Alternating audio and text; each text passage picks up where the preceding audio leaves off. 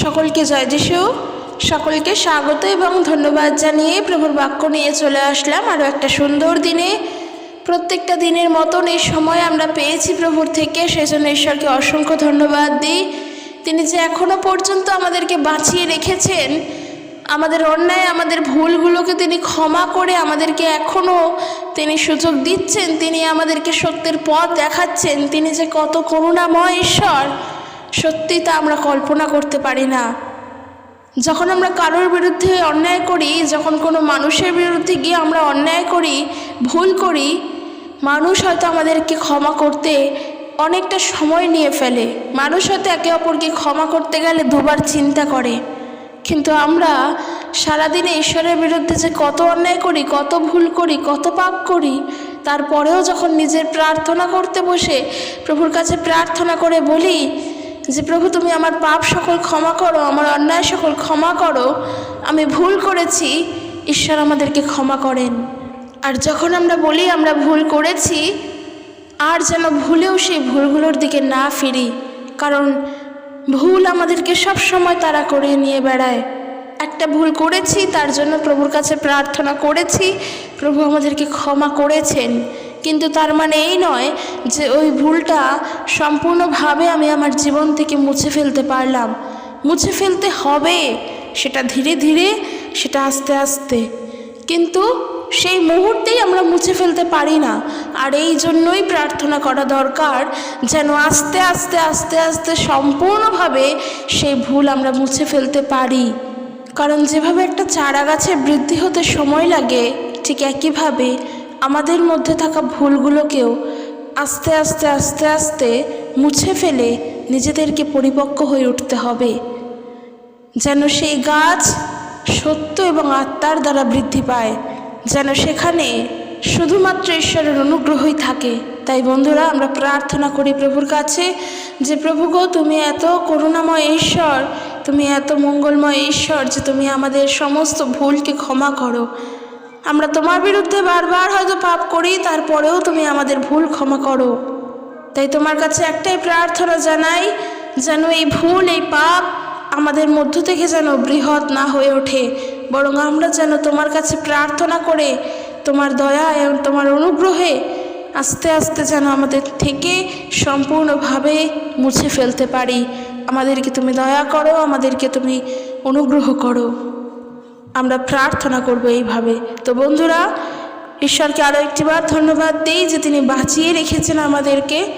কারণ কত মানুষ আছে যারা কত রকমভাবে অসুস্থতার মধ্যে রয়েছে, কত রকমভাবে যন্ত্রণার মধ্যে রয়েছে, তাদের শারীরিক, তাদের মানসিক কত প্রবলেম, কিন্তু তারপরেও ঈশ্বর যে আমাদেরকে এখনও পর্যন্ত সুস্থ রেখেছেন, সেই জন্য মহান জীবিত ঈশ্বরকে অসংখ্য ধন্যবাদ দিই।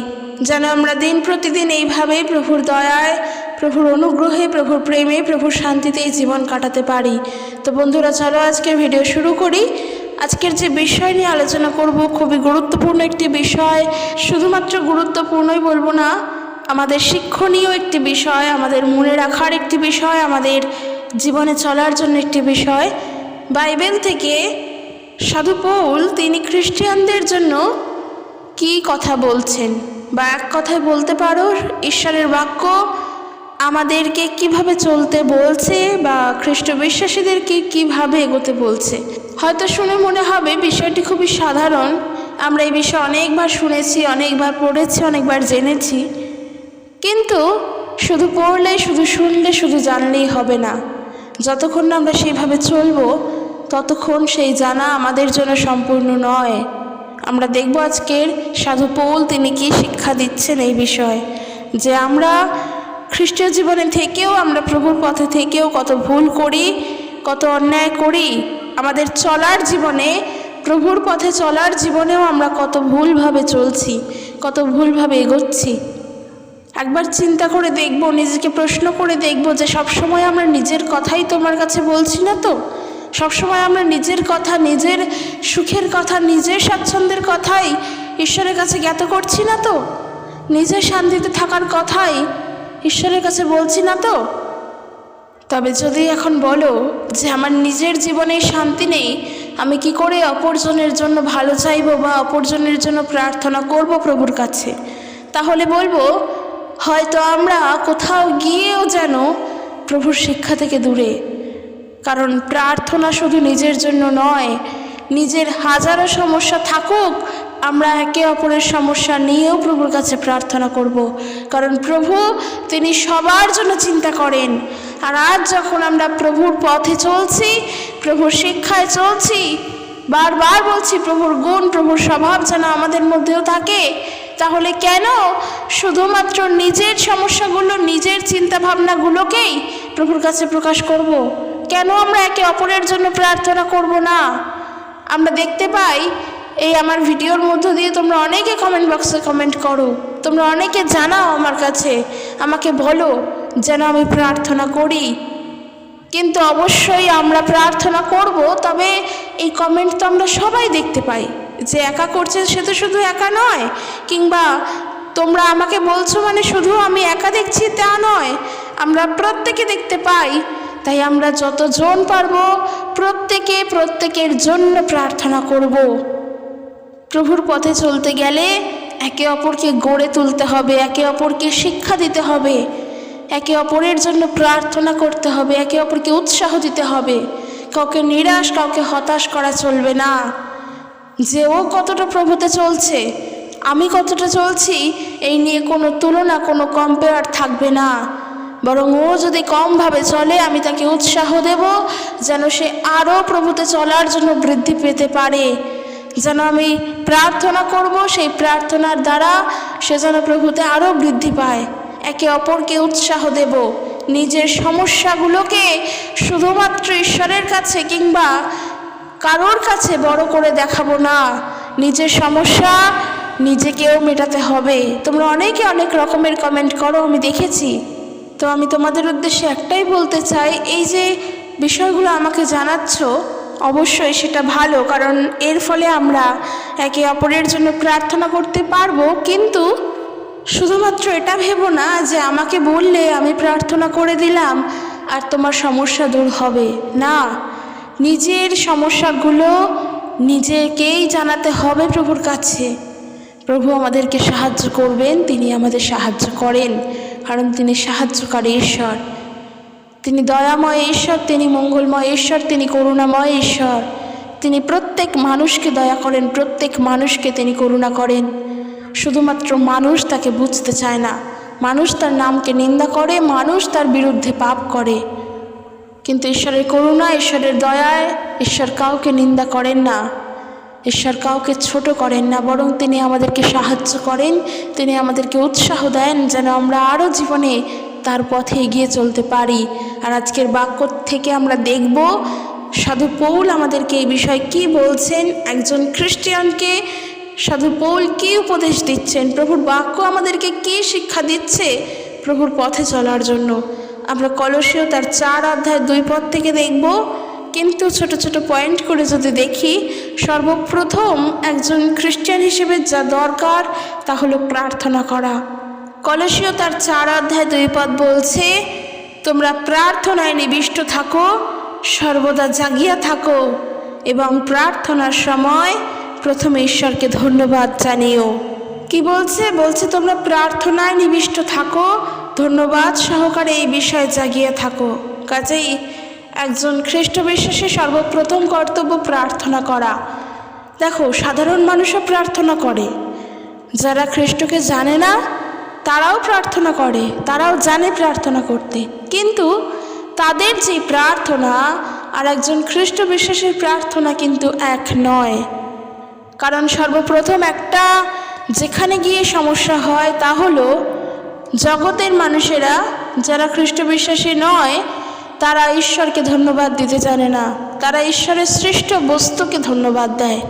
আর আমরা সৃষ্টিকর্তার ধন্যবাদ দিই। যখন প্রার্থনা করা শুরু করি এই বলে প্রার্থনা করি, সর্বশক্তিমান ঈশ্বর তোমার ধন্যবাদ করি, কিংবা প্রভু ঈশ্বর তোমার গৌরব করি, তোমার মহিমা করি, তোমার প্রশংসা করি। কাজেই আমাদের প্রার্থনার শুরুই থাকে ঈশ্বরকে ধন্যবাদ দিয়ে। এটা আমাদের কর্তব্য। বাক্য আমাদের তাই শিক্ষা দিচ্ছে।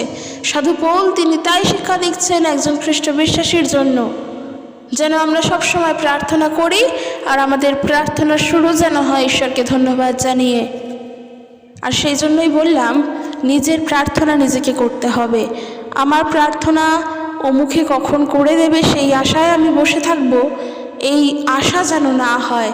অমুখের উপরে নির্ভর না করে বরং প্রভুর ওপরে নির্ভর করে এই আশায় যেন বসে থাকি যে প্রভু আমার প্রার্থনা শুনেছেন। এই আশা, এই ভরসা, এই কারোর উপরে আশায় বসে থাকা, সেটা যেন ঈশ্বরের উপরে হয়, মানুষের উপরে না। কিন্তু ওই যে আমাদের সমস্যা, আমরা এত বছর যেটা করিনি সেটা আমাদের 2 বছরে করতে সময় লাগছে। শুরুতে হয়তো প্রার্থনাই করতাম না, যখন প্রভু যীশু খ্রিস্টকে জানলাম তখন হয়তো প্রার্থনাই আমরা করতাম না, কি করে প্রার্থনা করতে হয় সেটাই জানতাম না। কিন্তু এখন যখন দিন যাচ্ছে আমরা আস্তে আস্তে শিখছি, প্রার্থনা করতেও জানছি, আর আমরা প্রার্থনা করছিও। আর যখন একজন খ্রিস্টের অনুসরণকারী হয়েছি, খ্রিস্ট বিশ্বাসী হয়েছি, তখন প্রার্থনায় তো আমাদের নিবিষ্ট থাকতেই হবে, সর্ববিষয়ের জন্য প্রার্থনা করতে হবে। আজ আমি রাস্তা দিয়ে চলতে চলতে হয়তো হোঁচট খেয়ে পড়ে গেলাম, পায়ে চোট লাগলো, প্রভুর কাছে প্রার্থনা করলাম যে প্রভু তুমি আমাকে চলতে সাহায্য করো।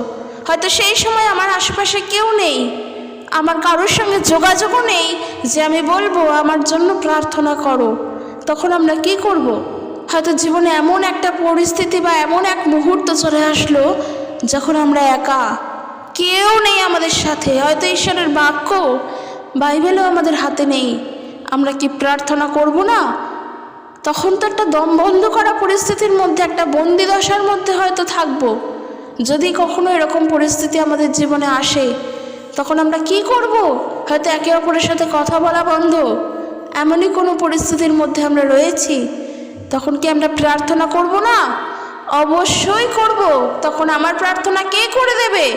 কেউ করে দেবে না। তখন নিজের প্রার্থনা নিজেকেই করতে হবে। কাজেই আমরা যেন শিখি নিজের প্রার্থনা নিজেকে করার। প্রত্যেক বিশ্বাসের উদ্দেশ্যে বলছি, হয়তো আমাদের যোগ্যতা তেমন নেই, আমরা অত শিক্ষিত নই, কিন্তু একটা জিনিস বিশ্বাস করো, প্রভু ঈশ্বর, সর্বশক্তিমান ঈশ্বর, তিনি দেখেন না যে আমরা কতটা যোগ্যতা আছে, আমাদের কতটা শিক্ষা আছে, আমরা কতটা শিক্ষিত, কতটা লেখাপড়া জানি, কতটা একটা লাইন পড়তে জানি। ঈশ্বর এটা দেখেন না। ঈশ্বরের কাছে এটা প্রাধান্যের জিনিস নয়, এটা মানুষের কাছে প্রাধান্যের জিনিস। আর মানুষের কাছে যা প্রাধান্য, ঈশ্বরের কাছে সেটা প্রাধান্যের নয়।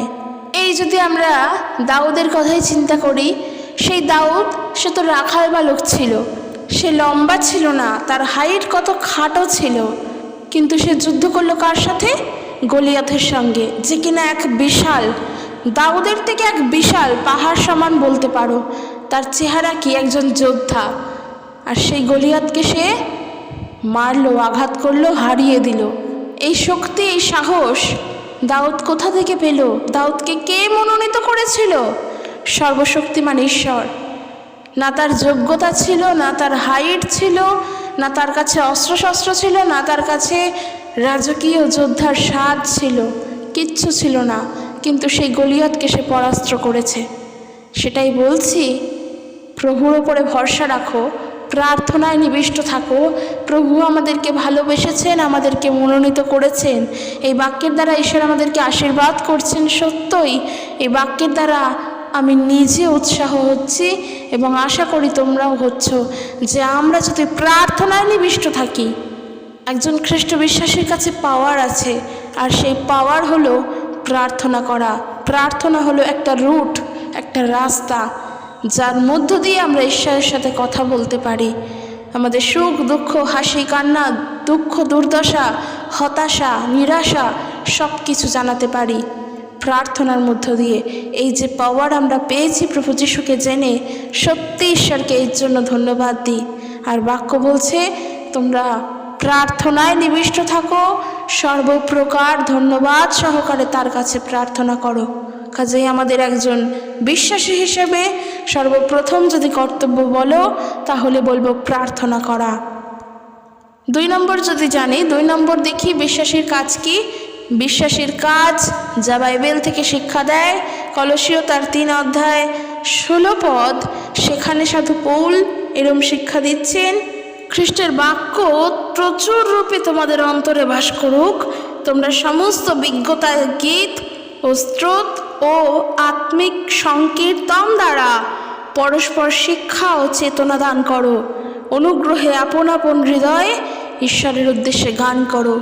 এখান থেকে দুটো বিষয় পাই। প্রথম বিষয় দেখলাম প্রার্থনা, আর এখান থেকে দুটো পাচ্ছি। প্রথম বিষয়টা হলো, বা 2 নম্বর যে বিষয়টা হলো, খ্রিস্টের শিক্ষা তোমাদের অন্তরে প্রচুর পরিমাণে থাকুক। সকল বিজ্ঞতা ব্যবহার করে পরস্পরকে বলিষ্ঠ করো এবং শিক্ষা দাও।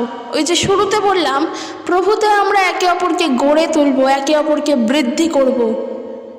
সে সত্যভাবে চলতে পারছে কিনা তা লক্ষ্য করে তাকে সঠিক শিক্ষা দেব। কখনোই তাকে বলবো না যে প্রভুতে তুমি বেকার, তোমার দ্বারা কিচ্ছু হবে না। একেবারের জন্য নয়, একদম নয়। যদি কখনো বলেও থাকি, প্রার্থনা করো যেন ঈশ্বর ক্ষমা করেন। একে অপরকে চেতনা দেব, সত্যের পথে এগোনোর জন্য চেতনা দেব, সত্যের পথে চলার জন্য তাকে শিক্ষা দেব। যেভাবে তাকে বোঝাতে হয় বোঝানোর চেষ্টা করব। সে যদি না শোনে প্রার্থনা করব, কিন্তু কোনো দিনের জন্য যেন তাকে আমরা নিরুৎসাহিত না করি। আর কি দেখলাম? খ্রিস্টের শিক্ষা তোমাদের অন্তরে প্রচুর পরিমাণে থাকুক। মানুষ বলে না যে, আমরা একটা খুব সাধারণ কথা বলি, মজার ছলেই বলছি, ওই মানুষটি খুবই বাজে, খুবই বদমাইশ। একটা ছোট্ট বাচ্চাকে যখন দেখে বলি খুবই বিচ্ছুপানা করে, বদমাইশি বুদ্ধি তার শিরায় শিরায়, এরকম একটা কিছু বলি আমরা। মানে সে এতটাই দুষ্টু, এতটাই বদমাইশি করে, এতটাই বিচ্ছু যে তাকে আমরা এই বলে হয়তো সম্বোধনও করে থাকি অনেকে, ওর শিরায় শিরায় বদমাইশি বুদ্ধি। একটা মজার বিষয়, মজার কথা, আদৌ তো সেটা নয়। যদি সেই অর্থে দেখি তাহলে বলবো, ঈশ্বরের বাক্য আমাদের শুধু অন্তরে নয়, এই শিরায় শিরায় রন্ধ্রে রন্ধ্রে প্রবেশ করাতে হবে। যখন আমাদের হাত কেটে যায় তখন আমাদের রক্ত বেরোয়, যখন আমাদের শিরা কেটে যায় তখন আমাদের গল গল করে রক্ত বেরোয়। কেন? কারণ আমাদের রক্ত শরীরের মধ্যে দিয়ে চলাচল করে, শরীরের সমস্ত জায়গা থেকে আমাদের রক্ত চলাচল করে, তাই তো? এই যে যখন শিরা কাটলো আর রক্ত বেরোলো, এই যদি চিন্তা করো, ঈশ্বরের বাক্য আমাদের মধ্যে এইভাবে থাকতে হবে। কেন? প্রত্যেক মুহূর্তে ঈশ্বরের বাক্য যেন আমাদের মনে পড়ে, প্রত্যেক মুহূর্তে ঈশ্বরের বাক্যকে যেন আমরা বহন করে নিয়ে চলতে পারি, প্রত্যেক মুহূর্তে যেন প্রভুর বাক্যকে স্মরণ করে চলতে পারি।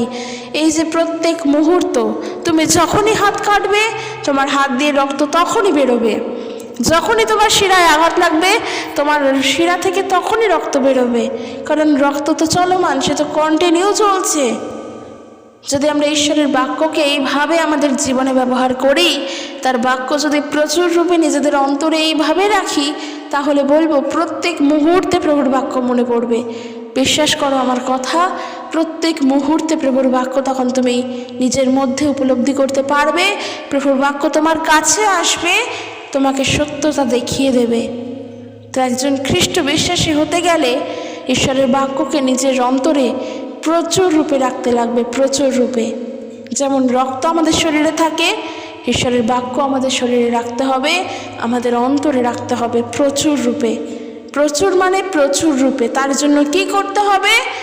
বাক্য পড়তে হবে, বাক্যকে ধ্যান করতে হবে, আরও গভীরভাবে বাক্যকে শিখতে হবে। আর যদি বাক্য পড়তে না জানি তাহলে বাক্য শুনতে হবে, অনেক বেশি করে শুনতে হবে, শুনে শুনে মনে রাখতে হবে। প্রার্থনা করব যে প্রভু আমি তো পারি না বাক্য বলতে, আমি বাক্য মনে রাখতেও পারি না, তুমি আমাকে সাহায্য করো। বাক্য পড়তেও জানি না, তুমি আমাকে সাহায্য করো। ঈশ্বরের উপরে নির্ভর রাখো, প্রভু যিশু আমাদেরকে সাহায্য করবেন, কারণ তিনি আমাদের সব কাজের জন্য সাহায্য করেন। আর বিশেষ করে যখন তার কোনো কাজের জন্য তার কাছে সাহায্য চাই, তিনি তো অবশ্যই ডেফিনেটলি তখন তিনি আমাদেরকে হেল্প করেন, কারণ তার নাম, তার মহিমা আমরা প্রত্যেকের কাছে যেন সত্যভাবে প্রকাশ করতে পারি, এটা ঈশ্বর আমাদের থেকে চান।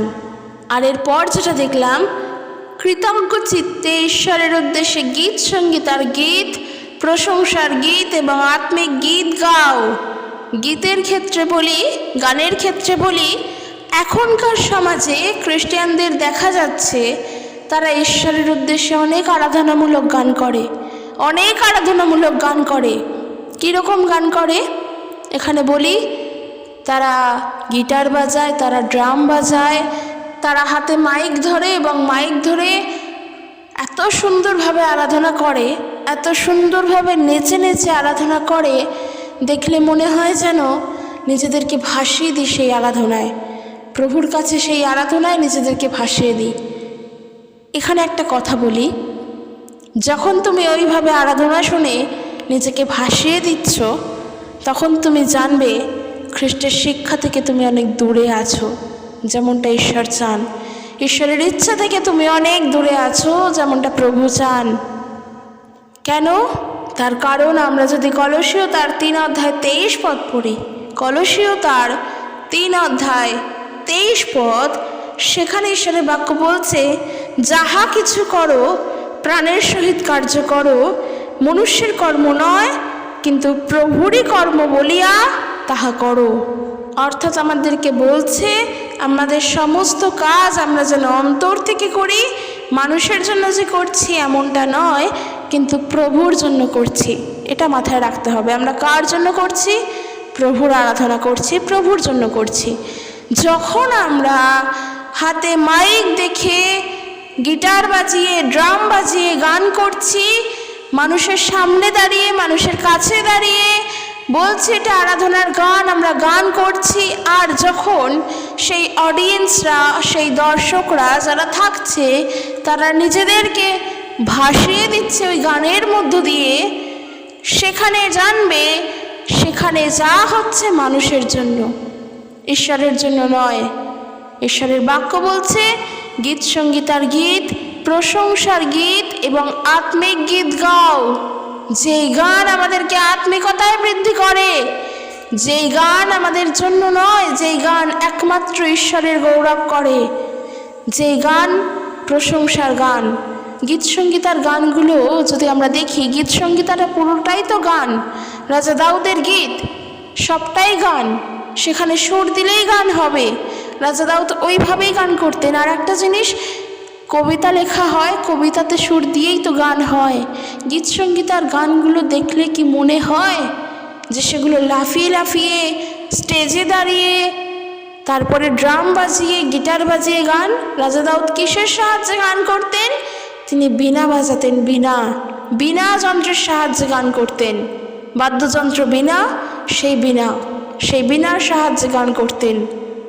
হয়তো আমাদের আরাধনামূলক গান শুনলে মনে হবে ঝিমানো গান, আত্মিক গান শুনলে মনে হবে সেখানে কিছুই হয় না, না সুন্দর হারমোনিয়াম, না সুন্দর কিছুই হয় না। কিন্তু এটা জানো, আত্মিক গান তোমার আত্মার বৃদ্ধি করে, মানুষকে খুশি করে না। আর যা করছি প্রভুর জন্য, মানুষকে খুশি করার জন্য নয়। আর এই গান করা যে কত দরকার, প্রভুর উদ্দেশ্যে মহিমা গান করা কত যে প্রয়োজনীয়, তা আমাদেরকে জানতে হবে। যদি আমরা প্রথম শমূয়েল তার 16:23 পড়ি, প্রথম শমূয়েল তার 16:23, সেখানে দেখো ঈশ্বরের বাক্য এরকম লেখা আছে, যখনই ঈশ্বর হতে শাউলের উপরে দুষ্ট আত্মা আসতো, তখন দাউদ বীণা তুলে নিয়ে তা বাজাতেন। সঙ্গে সঙ্গে দুষ্ট আত্মা শাউলকে ছেড়ে চলে যেত আর তিনি আরাম বোধ করতেন। যখনই দুষ্ট আত্মা ঈশ্বর হতে শাউলের উপর আসতো, যদি বলে ঈশ্বর হতে কেন, তাহলে বলবো প্রভুর আত্মা শাউলকে ছেড়ে যখন চলে গিয়েছিল, তখন শাউলের কাছে প্রভু এক দুষ্ট আত্মা পাঠিয়েছিলেন, এটা ঈশ্বরই প্রেরণ করেছিলেন। আর এই যে দেখো, যখন ওই দুষ্ট আত্মা শাউলের উপরে আসতো, আর দাউদ কি করতেন? তিনি গান করতেন, প্রশংসার গীত করতেন, তিনি গান করতেন, বীণা বাজিয়ে গান করতেন। আর সেই দুষ্ট আত্মা তখন শাউলকে ছেড়ে পালাতো, চলে যেত, আর তিনি তখন আরাম বোধ করতেন। কাজেই ঈশ্বরের প্রশংসা করা, গান করা, গীত গাওয়া আত্মিকভাবে বৃদ্ধির জন্য, আত্মায় বৃদ্ধি পাওয়ার জন্য কত দরকার, ঈশ্বর চান যেন আমরা গানের মধ্য দিয়ে তার গৌরব করি, গানের মধ্য দিয়ে যেন প্রশংসা করি। তবে অবশ্যই সেই গান হবে আরাধনামূলক গান, ড্রাম বাজিয়ে, হাতে মাইক নিয়ে, গিটার বাজিয়ে নয়। যেখানে গান শুনে মনে হবে নিজেকে খ্রিস্টের মধ্যে ভাসিয়ে দিই, নিজের ইমোশন দিয়ে ভাসিয়ে দিই, সেখানে আরাধনা হয় না, সেখানে আরাধনা হয় না। যদি উদাহরণস্বরূপ আমরা দেখি গীত সংগীতা 15 গীত, দাউদের সঙ্গীত যদি দেখি, এখানেই দেখো যেখান থেকে আমরা শিক্ষা গ্রহণ করি, সেখানে দাউদ এরকম গীত করছেন, হে সদাপ্রভু, তোমার তাম্বুতে কে প্রবাস করিবে, তোমার পবিত্র পর্বতে কে বসতি করিবে? যে ব্যক্তি সিদ্ধ আচরণ ও ধর্মকর্ম করে এবং হৃদয় সত্য কহে, যে পরিবাদ জীবাগ্রহে আনে না, মিত্রের অপকার করে না, আপনার প্রতিবাসীর দুর্নাম করে না, যাহার দৃষ্টিতে পামর তুচ্ছনীয় নয়, যে সদাপ্রভুর ভয়কারীদেরকে মান্য করে, দিব্য করিলে ক্ষতি হইলেও অন্যথা করে না, সুদের জন্য টাকা ধার দেয় না, নির্দোষের বিরুদ্ধে উৎকোচ লয় না, এই সকল কর্ম যে করে সে কখনো বিচলিত হবে না। এই হলো একটা গীত। এই গীতকে তুমি সুর দিয়ে গান করে প্রভুর জন্য মহিমা করো। এবার বলো, এই গীতের দ্বারা আমরা আত্মিকভাবে বৃদ্ধিপ্রাপ্ত হই, কারণ এখান থেকে আমাদের শিক্ষা নেওয়ার আছে, আমরা শিক্ষা গ্রহণ করি। কিন্তু যদি আজকের আমরা ড্রাম বাজিয়ে মাইক নিয়ে এমনই গান শুনছি যার অর্ধেক কথা আমরা বুঝতেই পারছি না, এত বাদ্যযন্ত্রের আওয়াজ, তার দ্বারা সত্যি কি আরাধনা করতে পারি? ঈশ্বর তো শান্তির, আমাদের এই আত্মা প্রভুর কাছে শান্ত হয়, আমাদের আত্মা চায় যেন আমরা শান্তি পাই। আর এই শান্তির জন্য আমরা প্রার্থনা করে বলি, প্রভু তুমি আমার আত্মাকে শান্ত করো, আমার আত্মা এখন উদ্বিগ্ন হচ্ছে, বিচলিত হচ্ছে, আমি জানি না কেন আমি শান্তি পাচ্ছি না। আমরা এই কথাগুলো বলে থাকি, আর তখন আমরা প্রার্থনা করি, আর তারপরে আমরা বুঝি যে প্রভু আমার আত্মাকে শান্ত করেছেন। হ্যাঁ, তিনি আমাকে শান্ত করেছেন। এই যে শান্তি চাই, আমরা হয়তো সেই সময় প্রভুর উদ্দেশ্যে গৌরব করি, গান করি, অবশ্যই তা শান্ত সহকারেই করব, যেন আমাদের আত্মিক বৃদ্ধি হয়। তাই একজন খ্রিস্টান হিসেবে, খ্রিস্ট বিশ্বাসী হিসেবে আমাদের কর্তব্য অবশ্যই প্রশংসা করা, তাতে দুষ্ট আত্মাও আমাদের মধ্য থেকে চলে যায়। হ্যাঁ, যায় যখন প্রভুর গৌরব করি, কারণ যা করছি ঈশ্বরকে শোনানোর জন্য করছি, মানুষের জন্য নয়। এরপরের যে বিষয়, যেন আমরা সুসমাচার প্রচার করতে পারি। দেখো কলসীয় তার 4 অধ্যায়, যদি আমি 3 পদ থেকে পড়ি, কলসীয় তার 4 অধ্যায় 3 পদ থেকে, সেখানে প্রভুর বাক্য এরম বলছে, আর তৎসঙ্গে আমাদের জন্যও প্রার্থনা করো যেন ঈশ্বর আমাদের জন্য বাক্যের দ্বার খুলিয়া দেন, যেন খ্রিস্টের সেই নিগূঢ় তত্ত্ব জ্ঞাত করিতে পারি, যাহার জন্য আমি বন্ধনযুক্তও আছি। সাধু পৌল তিনি এখানে বলছেন, এই সঙ্গে আমাদের জন্য প্রার্থনা করো যেন ঈশ্বর আমাদের জন্য অপরের কাছে সুসমাচার প্রচারের সুযোগ দেন। প্রার্থনা করো আমরা যেন সেই নিগূঢ় তত্ত্ব যা ঈশ্বর খ্রিস্টের সম্বন্ধে সত্য প্রকাশ করেছেন তাও লোকেদের জানাতে পারি। এখানে যেহেতু এই পত্র সাধু পৌলের, তাই পৌল তিনি বলছেন ওই সময় পত্র লিখে কলসীয় মণ্ডলীর উদ্দেশ্যে প্রার্থনা করো, সকলের জন্য প্রার্থনা করো। আর এখান থেকে আমরা কি শিক্ষা গ্রহণ করছি? আমরাও যেন একে অপরের জন্য প্রার্থনা করি, যেন খ্রিস্টের সুসমাচার সকলের কাছে পৌঁছতে পারি। সেই নিগূঢ় তত্ত্ব, যেই নিগূঢ় তত্ত্ব ঈশ্বর খ্রিস্টের সম্বন্ধে আমাদেরকে জানিয়েছেন, যেন আমরাও সেই সত্যকে সত্যভাবে মানুষের কাছে বলতে পারি। এই জন্য প্রার্থনা করতে হবে একে অপরের নামে। কিন্তু আজকের যুগে খ্রিস্ট বিশ্বাসীরা হয়তো প্রভু যীশু খ্রিস্টকে প্রকাশ করছে, কিন্তু সেই সত্য সহকারে করছে না। তারা কিছু ভুল উপায়ে তো করছে, কিছু তো ভুল উপায়ে আছেই। দেখবে যেখানে যেখানে যিশুর নামে সুস্থ হচ্ছে মানুষ, তারাও জানছে যিশুকে, কিন্তু যিশুকে নিজের পরিত্রাতা জানার আগে এটা জানছে প্রভু যীশু আমাদের সুস্থ করেন, যিশু অলৌকিক কার্য করতে পারেন, যিশুর নামে আমরা সুস্থ হই, যিশু সুস্থতার ঈশ্বর। মানুষ এটা জানছে, কিন্তু আদৌ কি এটা সত্য? ঈশ্বরকে এই সত্য প্রকাশ করেছেন আমাদের কাছে। কেন তিনি পৃথিবীতে প্রভু যিশুকে দিয়েছিলেন? যেন আমরা নিজেদের ভুলকে প্রভুর কাছে রেখে তার জন্য ক্ষমা পেতে পারি, নিজেদের পাপের থেকে ক্ষমা পেতে পারি। প্রভু যিশু এই জন্য, এই সেই সুসমাচার যে তিনি আমাদের জন্য ক্রুশে মৃত্যুবরণ করলেন, আমাদেরই জন্য পুনরুত্থিত হলেন। ঈশ্বর পাঠিয়েছেন এই জন্য, এই যে আমাদেরকে পরিত্রাণ করার ইচ্ছা, যেন মানব জাতি পরিত্রাণ প্রাপ্ত হয়, এটা ঈশ্বরের এক সুপ্ত ইচ্ছা ছিল।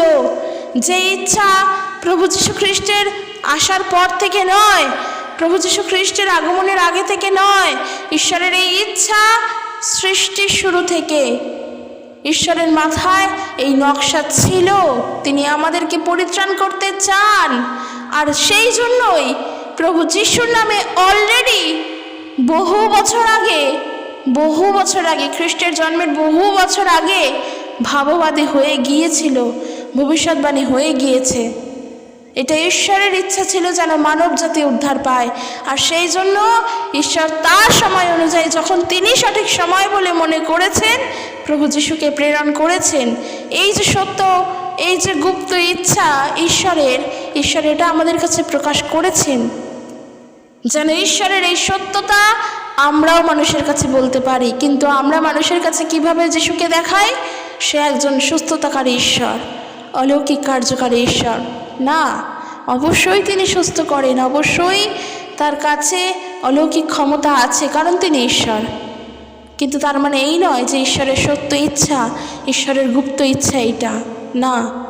মানব জাতি যেন পাপের থেকে ক্ষমা পায়, পরিত্রাণ পেতে পারে, উদ্ধার পেতে পারে, অনন্ত জীবন পেতে পারে, এইটা ঈশ্বরের ইচ্ছা। যেন মানব জাতি ভালো থাকে, তারা যেন উদ্ধার প্রাপ্ত হয়। আর এই জন্য প্রভু যীশু খ্রিস্ট, তাই সাধু পৌল তিনি বলছেন যে প্রার্থনা করো যেন আমরা সেই নিগূঢ় তত্ত্ব যা ঈশ্বর খ্রিস্টের সম্বন্ধে প্রকাশ করেছেন, এইটাও লোকেদের কাছে জানাতে পারি। সত্যি বন্ধুরা, খ্রিস্ট বিশ্বাসী ভাই বোনেরা যারা শুনছো এখন, তোমরাও প্রার্থনা করো আমার জন্য, যেন আমি মানুষের কাছে প্রভুর কথা আরও বলতে পারি। আর আমিও প্রার্থনা করি তোমরা যেন প্রত্যেক দিন অন্তত একজন হলেও মানুষের কাছে প্রভুর সুসমাচার দাও। অলরেডি এই বিষয়টা অনেক দিন ধরেই আমি তোমাদের সবাইকে বলেছিলাম, তোমরা তখন আমাকে বলতে তোমরা কাউকে না কাউকে বলছো, কিন্তু এখন আর কেউ জানাও না যে তোমরা কজনকে বললে, কমেন্টের মধ্যে দিয়ে কেউ বলো না, তাই আমি বুঝতেও পারি না। কিন্তু তোমাদের কাছে অনুরোধ, নিজেদের পরিবারের কাছে, নিজেদের পাশের বাড়ির মানুষের কাছে অন্তত যিশুর নামের এই সুসমাচার যেন আমরা বলতে পারি। হ্যাঁ, ভয় হয়তো পাই, সাহস হয়তো আসে না, কিন্তু প্রার্থনা করব যেন সেই সাহস ঈশ্বর জুগিয়ে দেন। আর দেখো সাধু পৌল কিন্তু তিনি তাই বলছেন যে এই সত্য বলার জন্য আজ আমি কারাগারে আছি। প্রার্থনা করো যেন পরিষ্কারভাবে, অর্থাৎ বুদ্ধিপূর্বক আচরণ করে, সুযোগের সৎ ব্যবহার করে সেই সত্য যেন লোকেদের কাছে আমরা তুলতে পারি। কারণ 5 পদে বলছে যারা খ্রিস্ট বিশ্বাসী নয় তাদের সঙ্গে বুদ্ধিপূর্বক ব্যবহার আমাদেরকে করতে হবে। আর সমস্ত রকম সুযোগের সৎ ব্যবহার করতে হবে। সুযোগ যখন পাচ্ছি তখন তাকে সৎভাবে কাজে লাগাবো, কারণ এই সুযোগ ঈশ্বর করে দেন, আমরা যেন তা ব্যবহার করি। সুযোগকে কিনিয়া লও, প্রভুর বাক্য বলছে। আর বলছে তোমাদের বাক্য সর্বদা অনুগ্রহ সংযুক্ত হোক, লবণে আস্বাদযুক্ত হোক, কাহাকে কেমন করিয়া উত্তর দিতে হয় তাহা যেন তোমরা জানতে পারো। অর্থাৎ আমরা যখন মানুষের কাছে প্রভুর কথা বলবো সম্পূর্ণ বিজ্ঞতায়, সম্পূর্ণ বুদ্ধিপূর্বক, যে অপরপক্ষের মানুষ ঈশ্বরের এই বাক্যকে নিয়ে ভুল প্রমাণ করতে পারবে না। তো সেই জায়গায় দাঁড়িয়ে নিজেদেরকে কতটা তৈরি হতে হবে প্রভুর বাক্যের দ্বারা, সেই জন্য প্রভুর বাক্য বলছে খ্রিস্টের সমস্ত জ্ঞান, সমস্ত শিক্ষা তোমাদের অন্তরে প্রচুর পরিমাণে প্রবর্তুক, প্রচুর পরিমাণে যেন সেই শিক্ষা নিজেদের অন্তরে রাখতে পারি। তো বন্ধুরা, আজকের এই শিক্ষা, আজকের এই ভিডিও খুবই শিক্ষণীয় ছিল। প্রভু তার আপন বাক্যে আমাদের প্রত্যেককে অনেক সুন্দরভাবে এনকারেজ করেছেন, আমরা উৎসাহিত হয়েছি, আমরা অনেক কিছু শিখেছি। আমি বিশ্বাস করি তোমরাও শিখেছ যদি এই ভিডিওটি পুরোটা দেখে থাকো। তোমাদেরকে ধন্যবাদ দিই। এইভাবে প্রত্যেক দিন প্রভুতে চলার চেষ্টা করো। ঈশ্বর তার আপন বাক্যে প্রত্যেককে আশীর্বাদ যুক্ত করুক। জয় যিশু। Praise the Lord.